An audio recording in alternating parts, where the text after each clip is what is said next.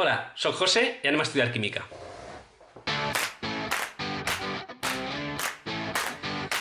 Tots els estudiants de química a un nivell intermedi li tenen una por prou particular a l'estequiometria. Sí, pot ser el plantejament, pot ser un enunciat massa llarg, pot ser manipular un mogolló de dades. El meu objectiu en aquest vídeo és convèncer-vos de que si tenim una tècnica adequada, si tenim una estratègia de resolució, els exercicis d'estequiometria no són tan difícils, sinó que es converteixen en exercicis totalment mecànics que podem resoldre molt fàcilment. L'errada més comuna en fer problemes d'estequiometria és començar a desenvolupar milions i milions de regles de 3 directa. Sí, és de veres que la major part de les dades que tenim a l'estequiometria són dades de proporcionalitat directa, però si comencem a desenvolupar regles de 3, començarem a omplir fulls i de vegades, si ens enganyem en l'estratègia, no arribem a cap lloc.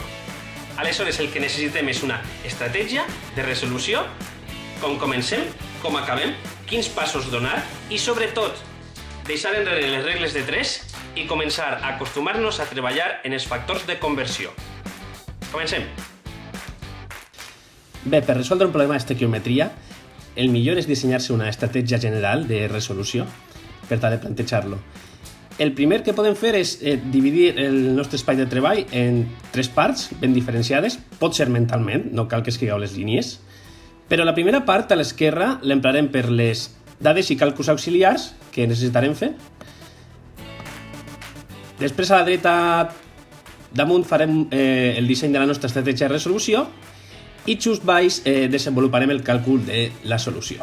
Per exemple, si nosaltres prenem qualsevol problema i comencem a trobar dades que podrien ser una massa d'un compost o d'un element, un volum d'una altra substància química, una quantitat en mols, etc. I també ens comencen a demanar una altra quantitat d'un compost químic, pot ser un altre, com ara mols, masses, o pot ser una quantitat d'àtoms. El primer que hem de fer és distingir quin és quin, i una vegada que hem distingit quina és la dada de partida i quina és la incògnita, podem començar a copiar el nostre plantejament de l'estratègia. Per exemple, com deia abans, no ens importa si són mols, si és un volum o si és una massa. El que ens interessa és que tenim una dada que serà la base de càlcul, la copiarem d'alta a l'estratègia a l'esquerra, i també que tenim una altra dada, que és la nostra incògnita, i que no ens importa si són àtoms, si són masses, si són mols. Assenyalarem la nostra incògnita a la dreta. El següent que hem de fer és plantejar-nos com arribem des de la dada de base de càlcul fins a resoldre la nostra incògnita. I és ahí on hem de calcular i hem de plantejar els nostres passos. Podria ser només en un pas, perquè hi haguera una dada suficient per calcular directament des de la base de càlcul fins a la incògnita, o pot ser que ens trobem que ens donen més dades, pot ser 2, pot ser 3 o més. Però a la fi, el que hem de plantejar és com passem amb les dades que tenim, pas a pas, des de la base de càlcul fins a la incògnita. Com és que fem per distingir entre les dades que poden ser base de càlcul, per exemple, o les dades auxiliars per fer els passos? El més important de tot és que s'adonem que tant la base de càlcul com la incògnita normalment són variables extensives, és a dir, variables que mesuren quantitats. I bé, i veurem com tota la resta de dades són dades que podríem anomenar de tipus variable intensiva, és a dir, variables que mesuren relacions. Ens adonarem molt ràpidament que mesuren relacions perquè són unitats derivades, és a dir, les següents unitats sempre són unitats de relació, grams per mil·lilitre, grams per mol, etc. En la pràctica, tota la resta d'explicacions del tema d'estequiometria van dirigides a com entenem aquestes dades, com les acoplem, com les emprem, com podem calcular en elles la nostra solució. Una vegada que hem fet el plantejament general de la nostra estratègia de resolució, ja tenim mig problema resolt. El que hem de fer és directament passar la nostra base de càlcul, ara ja sí, les dades numèriques, i començar, pas a pas, a transformar aquests passos de càlcul en factors de conversió. no ens importa si tenim només un pas de resolució, en tenim dos o en tenim més, perquè cadascú dels passos de resolució serà exactament un factor de conversió on ficarem les dades que teníem a l'enunciat. I bé, i pas a pas podrem resoldre, finalment, l'incògnita gràcies a aquests factors de conversió. És molt important que l'ús de factors de conversió el que ens està estalviant és haver de fer una regla de 3 per cadascun dels càlculs. Si tenim 3 o més càlculs al nostre problema, estem estalviant escriure tot un full i perdre perfectament 15 minuts a fer un problema que es podria resoldre amb aquesta tècnica en només 5 minuts. Si particularitzem com tractem només una de les dades, sí que és de veres que ens podríem plantejar jo ja tinc la dada, per exemple, de densitat del meu compost, però com tracte les unitats? Què fique dalt al numerador? Què fique baix al denominador? Pot ser fique al numerador els grams i baix els mil·lilitres? Pot ser fique al numerador els mil·lilitres i baix al denominador els grams? Haurem de plantejar pas a pas com acoplen aquests factors de conversió. I jo crec que el millor és que fem un primer exemple, senzillet, i així us presente també la manera a la qual tractem els diferents passos que us vaig a presentar. Mireu, la densitat és una magnitud que tot el món controla, que tot el món la coneix, i nosaltres podríem mostrar el nostre pas de resolució de la densitat, passant indistintament de massa a volum o de volum a massa, perquè podríem canviar l'ordre si ho necessitem, però entre massa d'un compost i el volum del mateix, el que tenim és la densitat, com a la dada que els relaciona. Mireu aquest problema. Imagineu que ens donen 40 grams de brom i ens estan demanant quin és el volum que ocupa. En el plantejament tenim de partida la massa de brom, hem d'arribar fins al volum de brom i és immediat, perquè és un únic pas, que la densitat del brom és el que ens ajudarà. Una vegada que hem plantejat la nostra estratègia de resolució i es veu que només que tenim un pas de resolució, podem copiar la nostra dada de partida, la nostra base de càlcul, i escriure que només tenim un factor de conversió. En aquest factor de conversió, el primer que ens plantegem és això és la densitat, està clar que és la densitat, però hem de passar de grams a mil·lilitres, de massa a volum. Jo em plantege, jo fique els grams dalt o baix? Sí, exacte, he de ficar-los baix. He de ficar-los baix perquè es cancelen grams els grams. I aleshores, jo el que us recomano és que, quan ja estiga prou clar que si la densitat és grams per mil·lilitre, aquest factor de conversió ha de tindre els mil·lilitres del brom i els grams del brom, ja podem copiar les dades. Un mil·lilitre de brom sabem que és 3,1 grams de brom. Ja tenim tot el problema plantejat i podem resoldre. Ara, deixem-nos de generalitats i comencem a parlar de química. Mireu, els alumnes al vostre nivell heu d'estar familiaritzats en els àtoms, en les molècules i en les fórmules, siga per la part de formulació, siga per com emprar-les, siga per entendre-les. Bé, si nosaltres prenem un compost químic qualsevol, quin és aquest? Metà. Sí, metà.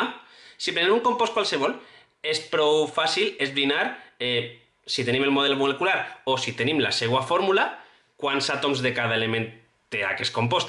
Anem a aprofitar que per l'àtom de metà sabem que tenim 4 àtoms d'hidrogen. Aquest és el tipus de pas que emprarem per calcular àtoms si tenim molècules o molècules si tenim àtoms. Es relaciona a la fórmula, com hem dit. Mireu l'exemple. A una molècula de metà és immediat tindre clar, gràcies a la seva fórmula, que trobem 4 àtoms d'hidrogen. Imagineu que ens donen 32.000 molècules de propà. I en aquestes 32.000 molècules de propà ens estan demanant quants àtoms de carboni en tenim. El plantejament és prou senzill. Comencem amb la base de càlcul de les molècules de propà, ens estan demanant els àtoms de carboni i sabem que gràcies a la fórmula, en un únic pas, podem passar de molècules a àtoms. Copiem les dades, copiem que només que tenim un pas de resolució i si tenim molècules i la fórmula ens relaciona àtoms i molècules, ficarem molècules baix, àtoms dalt, sí, 3 àtoms de carboni per cadascuna de les molècules de propà. Ja tenim tot el càlcul preparat, el podem resoldre i ens dona que tenim 96.000 àtoms de carboni. Ara, a l'última part del vídeo, parlarem del concepte de mol. I per parlar-nos del concepte de mol tenim una estrella convidada. Amadeo Avogadro. Avogadro va ser el primer que va proposar que volums iguals de gasos diferents a les mateixes condicions de pressió i temperatura tenen la mateixa quantitat de partícules. Traduït, que hi ha una relació directa entre els volums dels gasos i les partícules que duen. Anys després, quan trobaren una quantitat raonable de partícules a la qual subdividir la matèria, se'n recordaren d'Avogadro i l'anomenaren el número d'Avogadro. Imagineu que tenim un recipient ple de gas amb una quantitat coneguda de molècules. Aquesta quantitat, encara que és coneguda, no és gens còmoda perquè és de trilions i trilions de molècules. El que podríem fer és emprar la definició de mol. Un mol és, a la fi, un paquet amb una quantitat definida de molècules. Aquesta quantitat és el número d'Avogadro. El número d'Avogadro és 6,022 per 10 elevat a la 23 molècules per cada mol. I ara el que tenim és que podem fer paquets amb la mateixa quantitat de molècules, és a dir, el número d'Avogadro, i a cadascú d'aquests paquets els anomenarem mol. Aleshores, el que apareix és un altre tipus de càlcul que podem emprar en estequiometria, que és la relació entre les molècules d'una substància qualsevol i el número de mols que tenim d'ella. Sempre estarien relacionades amb el número d'Avogadro. Bé, fem ara un primer exemple amb el concepte de mol. Imagineu que continuem en el propà i que tenim 17 mols de propà i ens demanem quants àtoms d'hidrogen tenim. Quan comencem a plantejar, veiem que comencem en mols de propà, però que ens demanen àtoms d'hidrogen. La veritat és que no és directe passar de mols de propà a àtoms d'hidrogen, perquè nosaltres no tenim una única fórmula o un únic càlcul que puga passar de mols d'una substància a àtoms d'una altra. Però sí que és de veres que, gràcies a la definició de mol, nosaltres podem trobar la quantitat de molècules que tenim a aquests mols de propà, gràcies al número d'Avogadro, i ara sí, de molècules d'una substància a àtoms que conté d'un element qualsevol, nosaltres podem emprar la fórmula. Una vegada que tenim l'estratègia plantejada, copiem les dades inicials, nosaltres ja veiem que tenim dos passos de càlcul, aleshores dos fraccions, dos factors de conversió, i podem copiar directament el que cal el primer, que seria el número d'Avogadro. Hem de cancel·lar els mols, aniran baix, i sabem que un mol és 6,022 per 10 a la 23 molècules. I el segon pas és molt més fàcil, perquè nosaltres ja sabem que cada molècula de propà en té 8 àtoms d'hidrogen. En resoldre, tindríem que 8,19 per 10 a la 25 àtoms d'hidrogen és la nostra resposta.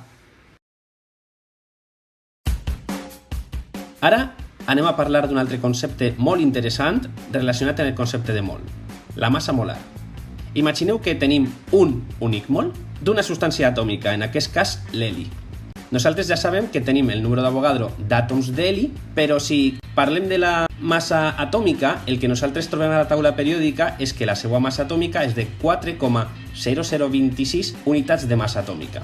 L'interessant de la definició de mol és que està preparada perquè la massa atòmica i la massa molar tinguen la mateixa quantitat numèrica exacta, és a dir, la massa molar de l'heli, en el nostre cas, és de 4,0026 grams per cada mol.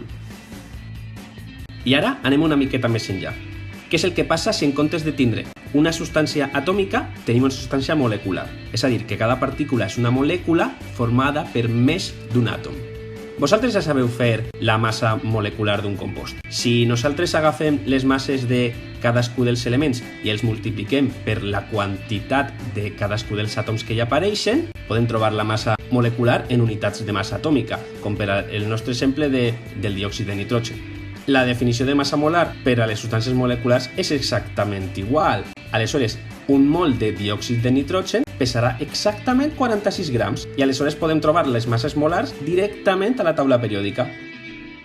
Com a conclusió d'aquesta part de la teoria, podem dir que per a les substàncies atòmiques la massa molar atòmica es representaria AR com a la massa atòmica i que per a les substàncies moleculars la massa molar es representaria MR com la massa molecular, però que en tots dos casos aquestes dades ens relacionen sempre els mols d'un compost amb la massa d'aquest mateix compost.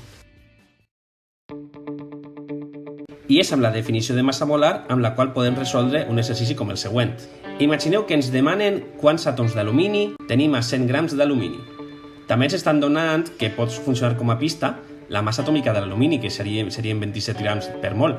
La nostra dada de partida és la massa d'alumini, la nostra incògnita, els àtoms d'alumini. nosaltres no tenim cap pas per resoldre directament de massa a àtoms encara que siga la mateixa substància. Hem d'emprar la definició de mol i de massa molar. Relacionem la massa de l'alumini amb els mols de l'alumini gràcies a la massa molar de l'alumini i ara ja sí, com que ja tenim els mols d'alumini, amb el número d'Avogadro, com hem fet abans, podem resoldre els àtoms. Copiem la nostra base de càlcul i com hem deduït que tenim dos passos de càlcul, preparem dos factors de conversió. El primer serà la massa molar, un mol d'alumini són 27 grams d'alumini, i el segon és el número d'Avogadro, 6,022 per 10 elevat a la 23 àtoms d'alumini per cada mol d'alumini. Si repassem una miqueta ens adonem que les unitats comencen a acoplar-se i una multiplicant, l'altra dividint. Grams multiplicant, grams dividint.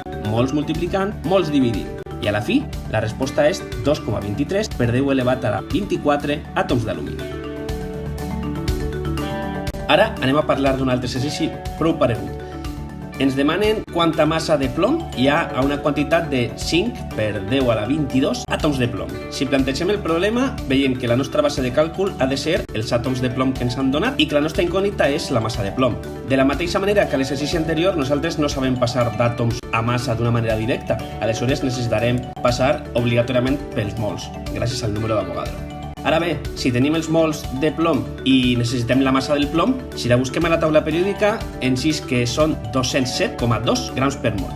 Perfecte, aleshores directament ja tenim el plantejament, podem començar, copiem base de càlcul, tenim la dada, tenim l'espai per col·locar dos factors de conversió i bé, i omplim el primer amb el número d'Avogadro i el segon amb la massa molar atòmica elemental, en aquest cas, del plom. En resoldre, ens diu que el resultat d'aquest càlcul és de 17,204 grams de plom. I ara continuem en un altre tipus d'exercici que em pareix prou interessant i és el cas en el qual ens comencen a demanar dades incògnita que estan encadenades entre si. Mireu aquest exemple. Tenim una massa com a dada de partida de 66 grams de diòxid de carboni i comencen a demanar-nos al mateix exercici els mols de diòxid de carboni, els mols d'àtoms d'oxigen individuals, ja no de diòxid de carboni, sinó només de l'oxigen elemental, i quina massa té aquesta quantitat d'oxigen elemental. Si comencem a plantejar, si comencem a tractar de resoldre, per exemple, la primera pregunta, la primera incògnita, plantegem a la nostra base de càlcul massa de diòxid de carboni i a la nostra incògnita mols de diòxid de carboni i es veu directament que gràcies a la massa molar del diòxid de carboni podríem resoldre. Aleshores el que necessitem és calcular aquesta massa molar amb un àtom de carboni i dos àtoms d'oxigen. Mirem la taula periòdica i tenim les dades. 1 per 12 més 2 per 16 són 44 grams per mol i aleshores com que ja sabem que cada 44 grams de CO2 són un mol de CO2, podem anar-nos-en a la resolució, copiem la base de càlcul, fem el típic, un únic pas i ja tenim que és 1,5 mol de CO2. Què és el bonic de tindre un exercici amb preguntes concatenades? Que veurem que està tot encadenat, és a dir, els mols d'oxigen es poden calcular a partir dels mols de CO2 gràcies a la fórmula. Aleshores, la nostra nova base de càlcul és els 1,5 mols de CO2 i en un únic pas, gràcies a la fórmula, 2 mols d'oxigen estan compresos dins de cada mol de CO2 i és molt directe, 3 mols d'oxigen. Per últim, un últim pas que tenim, que es demanen la massa de l'oxigen. Però perfecte, si nosaltres ja tenim els mols d'oxigen, és immediat en un únic pas gràcies a la massa molar atòmica de l'oxigen. Perfecte, en un únic pas, 3 mols d'oxigen multiplicats per 16 grams d'oxigen per cada mol d'oxigen, en tenim 48 grams d'oxigen. Anem a veure un exemple on encadenem més passos. Mireu, imagineu que continuem en el CO2 i ens demanen quina massa de CO2 es necessita prendre per estar segurs que tenim una massa de 3 grams de carboni. La massa molar del diòxid de carboni la tenim el mateix i comencem a plantejar. Base de càlcul, la massa de carboni que ens han donat, hem d'arribar a la massa del CO2. Jo no puc passar directament, o supose que no puc passar directament, i calcule els mols de carboni. En els mols de carboni, jo sé que la fórmula em dirà quant de carboni tinc a la molècula de CO2. I una vegada que jo ja he passat de mols de carboni a mols de CO2, els mols de CO2 és immediat passar-los a massa de CO2, gràcies a la massa molar de la molècula del diòxid de carboni. Com veieu, és un plantejament una miqueta més llarg, és en 3 passos, però si hem entès cada pas que tenim al nostre abast i no ens ratllem en desenvolupar, pas a pas el resoldrem. Ja tenim que el plantejament és de 3 passos, Anem a la base de càlcul, 3 grams de carboni, i preparem 3 fraccions per als 3 passos que hem de donar. La primera l'omplim en la massa molar del carboni, després la segona amb l'equivalència entre mols de carboni que hi ha dins d'una molècula de CO2, que casualment és un mol per a cadascú, perquè hi ha un àtom de carboni per cada molècula de CO2, i a l'última fracció la massa molar del CO2, que són 44 grams, que ja els tenim calculats d'abans.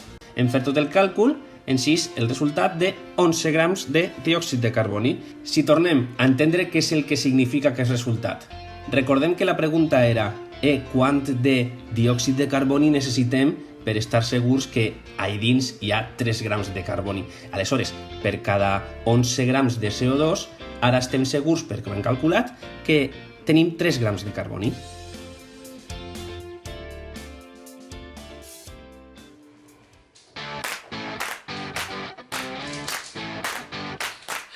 I fins així per avui, i ja ens veurem al proper vídeo on resoldrem més problemes d'estiquiometria. Adeu!